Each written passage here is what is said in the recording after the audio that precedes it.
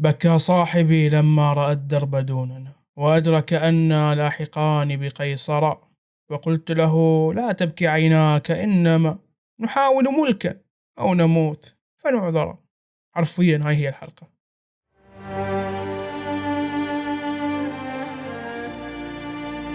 Life is pain. I wake up every morning, I'm in pain. I go to work in pain. Say my name. Don't let me leave, Murph!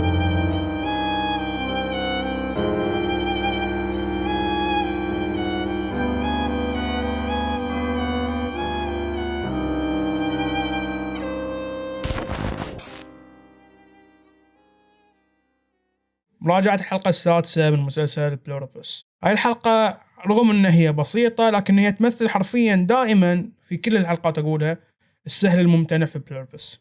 قبل ما أبدأ المراجعة لا تنسون لايك واشتراك وتفعلون زر الجرس وتتابعونا على وسائل التواصل الاجتماعي خصوصا على الانستغرام وعلى التيك توك، فننزل هناك محتوى بشكل شبه يومي أكيد بيعجبكم. الحلقة بدأت يعني باللي احنا توقعناه كامل، إنه يعني بقايا، ولكن ستايل التصوير هاي حرفيا ستايل افلام رعب. فانت تشوفه يعني فينس جيجن اول مره تشوف بالنسبه لي، يعني يمكن هو في مسلسل القديم اكس فايل اللي هو كان مشارك فيه ممكن كان عنده الاسلوب، بس صراحه هاي اول مره اشوفه قدم لنا شيء كذي في المسلسل. وكان في راس فينس جيجن موجود في المشهد، فيكون حرفيا اغرب كاميو انه ظهور في المسلسل. وفي كاميو ثاني في الحلقة أكيد جون سينا. يعني شيء كان يعني شيء غريب صراحة. المسلسل يفاجئك، وكان في وايد نظريات إن المشاهير لازم يطلعون، فحاليا أنا أعتقد لازم سول جودمان يطلع في المسلسل، خصوصا إنه هو من ألباكروكي، وأعتقد كارل تحتاجه الصراحة. ولما راحت حق يعني لاس فيغاس وهي تقول إن شاء الله هو هناك يعني ولما حاولت يعني تشبك الاتش دي ماي على الشاشة، يعني الكوميديا في المسلسل يعني تجيلك من انت اماكن ما تستوعبها، وانه يطلع لك جون سينا سيدا ويشرح لها الموضوع. صراحة يعني ابداع جدا في البلوربس. وكومبا يعني شفناه كالعادة يعني مروق اموره وعايش حياته. وفي المشهد ماله اللي طلع انا استغربت الصراحة جدا، قلت هاي ما حطوا التايمر فيكون هاي من قبل. قلت يعني معقولة قال لهم كلهم مثلون ان انتم بشر طبيعيين يعني، بس قلت لا السيستم بيشير يعني كل افكار في نفس الوقت ما يصير. وفعلا هاي اللي صار، يعني لما قال له خليك انت في كاركتر، هني انا قلت اوه فعلا هاي الشيء اللي سواه، قال لهم مثلون ان انتم اوادم حقيقيين. فتستغرب فعلا من الموضوع اللي يعني هم يقدرون يسوون هاي الشيء، وعايش حياته وضعية جيمس بوند وامور طيبة يعني من كومبا عايش الحياة على الاخر. ويعني لما جت له كارل وشرحت له الموضوع، انا مثل ما قلت في المراجعه اللي قبل انه ترى يعني واضح انهم مو قصد شرير، بس في جانب كلش مهم في الحلقه لما قالت انتم مو قلتوا ان انتم يعني نباتيين، قالوا احنا نفضل نكون نباتيين، بس يعني والله الامور مو ما تروح على طريقنا يعني. والصدمه عقب لما كارل عرفت انه مو بس الكوكب كله ما يبيها، حتى ال 12 شخص الناجين، ال 11 شخص 12 شخص بعد ذاك مال نسيت الدوله الباراغواي، حتى ذاك ما يبيها. تخيل يعني، وصراحه صدمه فعلا تحط روحك مكانها ان العالم كله ما يبيها حرفيا، الواعين واللي مو واعين كلهم ما يبونها. ساعد الله قلبك يا كارل. وذكرني الموضوع فعلا يعني بمقوله للامام علي: لا تستوحش طريق الحق وإن قل سالكه. فعلا لا تستوحشين يا كارل طريق الحق. بس الصدمة يعني من كارل إن هي كارل إلى الآن صراحة ما قادرة تطلع من غرورها، إن هي محتاجة بشر يكونون حواليها، والإنسان إنسان في النهاية يحتاج أن يأنس بالناس اللي حوله. بس كارل إلى الآن مصرة على هاي الشيء، ونشوفها شلون قعدت يوم كامل مع كومبا، وكومبا الصراحة كبر في عيوني الصراحة وايد كبر، انه هو اصر انه يبقى وياها. يعني تحسه كومبا كشخصيه، تحسه شخصيه عميقه رغم الاشياء اللي هو عايشها، بس لكن تشوف فعلا اهتم بكارل، سوى له هذه الطبخه، ويعني شيء خرافي. شفت نظريه يقولون ان كومبا ضمن الهايب ماين الوعي المشترك، بس ما صراحة ما أعتقد يعني الشيء غبي يعني. والأمر الثاني اللي لفت نظري إن الوعي المشترك ما يبي يصير مع كارل بشكل غريب جدا، يعني ليش لهالدرجة؟ فالموضوع فيه إنه ما أدري شنو الموضوع، بس في شيء بيصير. ولما قال له أنهم اكتشفوا إن في طريقة، هني بالنسبة لي هني كارل كان تحتاج سول جودمان، لأن قالوا له أنهم يحتاجون خلايا أعتقد من النخاع الدم أعتقد، لأن هاي اللي موجود في الفخذ. فقالوا لهم لا تأخذون خلايا من عندي، وأنا ما وافق على هاي الشيء. بس اللي هي ما قالتها أنا ما وافق على عدم تحويلي لكم، ما قالت هالشيء. قالت لهم بس لا تأخذون خلايا من عندي بس. زي ما تقول لي شنو يعني؟ في الحلقة الثانية يا الثانية الثالثة نسيت، الثالثة يمكن، لما فلاش باك، وهي مثال ثاني عن فيزيليجن لما يحط شيء تشوف نتيجته عقب حلقات. كارل قالت ان بويضاتها مجمدين في مكان ما، وهاي المصيبة. وما جاوبوها اي كارل احنا ما راح ناخذ خلايا من جسمك خلاص، بس ما قالوا ان احنا ما بنحاول نسوي طريقة ثانية. واحنا شفناهم يتلاعبون بالكلام لما قالوا احنا نفضل نكون نباتيين. فهني موضوع خطير جدا، واعتقد هاي الشيء بيكون في الفينالي مال السيزن هاي، بيكون هالشيء بيصير. يعني تخيل ان هي تكون تاكل مع ذيك زوجة وفجأة كذي تقلب اياهم. اعتقد هاي تويست ينفع لنهاية الموسم، خصوصا الحين باقي 3 حلقات، فما باقي لنا حلقات وايد. بس كارل يعني شلون طافت عليها ذي لما قالت انا كاتبة وما ادري شنو حجية، يعني حتى انت كاتبة يعني شنو يعني يدخلونش في الزوم.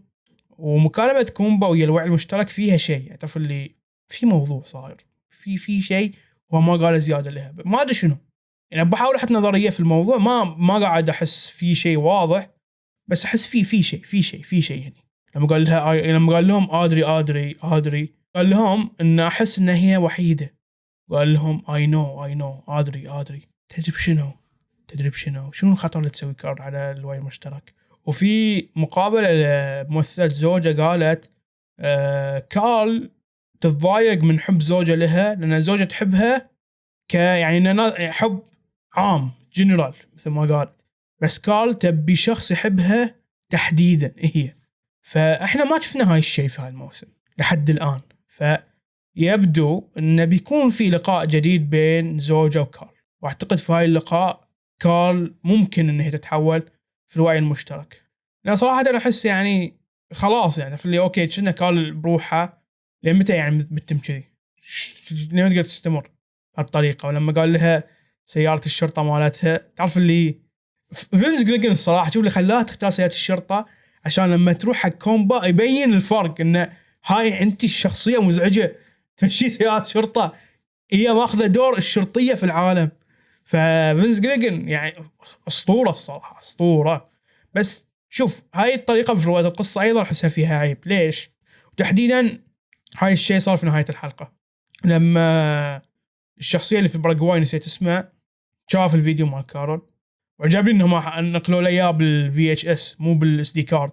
ريسبكت الصراحة. راونا إنه هو صاد موجات معينة فيها صوت. هاي يعني كمية النظريات اللي ممكن تصير فيه شنو هاي الصوت، شيء وايد ممكن يكون هاي هو الوعي المشترك. يعني هم يطلقون موجات معينة، وهاي الموجات تساعدهم إن يكونوا وعي مشترك، فأنت تقدر تشوش عليهم. أو ممكن هاي الموجات تساعدهم إن يركزون عدل ويتواصلون مع بعض من بعد. يعني تعرف اللي يم بعض يقدرون يتكلمون يا بعض، بس اللي من بعد ما يقدرون إلا عن طريق ذي الموجات. أو يمكن ذي الموجات هي اللي تخليهم موجودين، يعني تقدر تقول أونلاين في الوعي المشترك. إذا ما حصلوا هالموجة ما بيصيرون وعي مو مشترك. ما يندرى شنو هاي. بس العيب في طريقة فينس جيلجن بالنسبة لي في القصة إنه لما يحط لك شيء مثل هاي أنت 100% تدري إنه لا بيكون علاقة في القصة. يعني نفس موضوع إنهم يأكلون الإنسان، تقريبا تقدر تقول إنه وهاي ترى مثل ما هو بالنسبة لي عيب، هو قمة الذكاء في القصة، إنه يعطيك مجموعة تلميحات عقب يكافئك لما تكتشف الشيء. مو نفس كتاب جيم اوف ثرونز يعطونك تلميحات وايد عقب يراونك المكان الثاني اللي تشوف خدعناك. مو كذي القصه يعني. اللي شاف الموسم الاخير من جيم اوف ثرونز لما نايت كينج ويا اريا، هاي بس اللي بقوله، هاي كان استهبال حرفيا، مجرد انه بنعطيك ادله لشيء عقب يوديك الصوب الثاني. هاي غباء، هاي مو روايه قصه. روايه القصه انت تعطي ادله وتلميحات عقب تسوي الشيء حتى لو كان متوقع، في النهايه انت قاعد تلمح له. يعني شو الغباء يعني ان انت ما تسوي. هاي يراويك ان فينس جيليجن كاتب قصه محترم ويحترم روحه ويحترم عقول المشاهدين اللي يشوفونه اياه. لما تعطيني تلميحات سوي الشيء اللي تلمح له، مو تقص عليه توديني صوب ثاني. اوكي في وقت حق التويستات فعلا، والتويستات جزء من القصه بس مو الجزء الاساسي. التويست مو الشيء الاساسي في القصه. فبنشوف الحين، احس القصه الحين متجهه ان كارل ويا ذاك من براغواي يكونون مع بعض ضد العالم. فحرفيا يتطبق قول امرؤ القيس: بكى صاحبي لما رأى الدرب دوننا وأدرك أننا لاحقون بقيصرة، فقلت له لا تبكي عيناك، إنما نحاول موتا أو نموت فنعذرا. حرفيا تحسهم الاثنين هم راح يبدؤون المغامرة. وأنا أحس الحلقة أعطتنا مجال أكثر إن نفهم الشخصيات. يعني شخصية مثل كومبا إحنا كنا ماخذينها على اعتبار إن هي شخصية تقدر تقول تستغل الوعي الجمعي، ولكن في هاي الحلقة تبين لا، في عمق أكثر في الموضوع. يعني يبدو لي أكثر أن شخصية كومبا هي شخصية لشخص يعني كان متأثر جدا بالثقافة الغربية، وما أتاحت له الفرصة أن مثلا يسافر وتشوف الأشياء. فتشوف الحين يعني أبسطها مثال، رايح لاس فيغاس وقاعد يسوي حرفيا كل الأشياء الكليشيه اللي ممكن تصير في الأفلام. حتى حرفيا قاعد يمثل لقطة كانها من فيلم جيمس بوند في لعبة البوكر. حرفيا يعني أكثر من شيء، حرفيا قاعد أقول حق اللي وياه مثله. تعرف اللي فعليا واضح تأثره بالمسلسلات الغربية والثقافة الغربية بشكل عام. حتى يوم أخذ طيارة الرئيس يعني متأثر جدا في الأفلام والمسلسلات. حتى موضوع المصارعة لما ياب جون سينا، يعني واضح أنه شخص كان يحب جدا الثقافة الغربية. ومو معناته أنه هو فقير، يعني شفت نظريات تقول فقير ما عنده شيء. مو فقير، مجرد أنه هو يعني تقدر تقول احنا نفسنا يعني قاعد يشوف مسلسلات أجنبية وأفلام أجنبية بس ما يتيح له الفرصة أنه مثلا يسافر ويجرب هالأشياء. فتشوفه الحين قاعد يجرب كل شيء.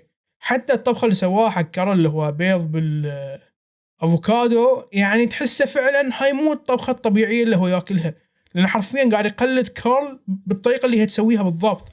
وهاي الشيء أعتقد اللي بخلي كارل مثلا مو مهتمة وايد، لأن كارل تحسها يعني نوعا ما غنية، فكل هاي أشياء أوريدي سوتها من قبل ومو مهتمة، يعني مو نفس كومبا. وحتى شخصية كارل يعني فهمناها أكثر في هاي الحلقة، إنها هي مهما حاولت تبين إن هي ما تبي الناس، ترى هي تبي الناس، وهي تحاول تخفي هاي الشيء وما تقدر. يعني كومبا فعليا شعر باللي هي قاعد تحس فيه. حتى الهايب ماين فهمناهم أكثر إنهم بيتلاعبون بالكلمات إلى أبعد درجة ممكنة، ما بيكذبون لكن بيسوون حركات محامين. والشخصية اللي في الباراغواي بعد فهمناه أكثر في هاي الحلقة، إنه في الحلقات اللي قبل كان مبينين إنه هو شخص يعني عنيد ومتزمت وتحسه اللي كذي الشخص اللي ما يبي يغير. بس اتضح في هاي الحلقة لا، إنه بس مجرد شخص يعني خايف ومو فاهم، يعني مو فاهم إيش قاعد يصير. يعني فجأة أمه تحولت لشخصية طيبة. شلون هاي الشيء؟ فلما شاف فيديو كارل تحسه فعليا اطمئن إن في أمل في الحياة. يعني تخيل روحك في مكانه فجأة تشوف الناس كلهم متغيرين وما حد شرح لك. يعني كارل شرحوا لها، هاي ما حد شرح له. فالشيء جدا غريب. ويعجبني التنقل بين شيء اسمه البي او في. في الروايات عادة هالشيء يصير، مو في المسلسلات بس ساعات في المسلسلات يصير، ان انت تشوف الاحداث من وجهة نظر شخص معين من اكثر من وقت. يعني شفتوا شلون رجع التايم لاين ورا ورجع العداد لورا، لأن يشوفون ان نشوف الاحداث من وجهة نظر شخصية غير في نفس الوقت او في وقت غير.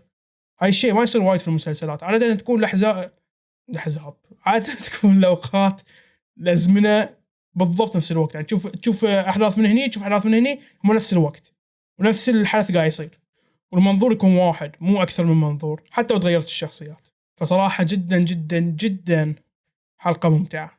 بس السؤال اللي بختم فيه الحلقة، إذا كانوا هم مكتشفين إن شلون يحاولون الناس العاديين إلى وعي مشترك. معناته على الأقل هم جربوا يسوونها، المفروض هاي الشيء يصير.